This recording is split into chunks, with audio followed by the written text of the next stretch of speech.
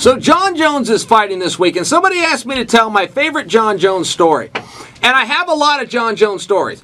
He and I get along great now, but that wasn't always true. We went out, we did the Ultimate Fighter together. Pretty heated competition, pretty heated rivalry while it lasted. But John Jones and my mom always got along. And my mother is 70 years young, and John would always go out of his way, regardless of what was going on between he and I.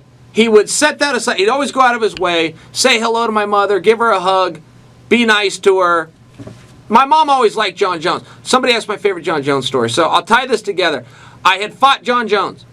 The next day, and this is in the East Coast. We fought in New Jersey, so we got out of the cage about midnight. The next day, I had to be in the lobby by 6 a.m. To catch a ride to the airport to fly back home in Oregon.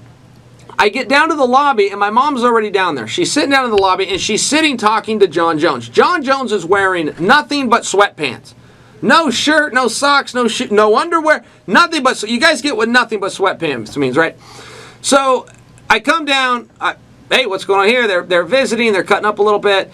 And John had been out celebrating. His brothers were in town. He's telling my mom about his night. So John gets ready to leave. In the hotel that we're staying in, all the rooms are enclosed. So when you go in the elevator, you go up, it's a glass elevator. When John says goodbye to us in the lobby, he gets in the elevator. We can see where he's going. We can see the glass elevator moving up. He gets up 5 floors up. He gets out of the elevator, and then there's a rail so he can look over the edge and still see us. Nobody's in the lobby but us. So John goes up this elevator, and then he yells over the lobby. I didn't even hear what he said. He yelled something, so my mother and I both look. John turns around, drops his pants, and moons us. That's funny to me. And I've told some people that story thinking, how could he do... That's up to me and my mom whether that's funny or not. And that's funny. And my mother, again, 70 years young, wrote a Facebook page bragging to her friends that John Jones had moved.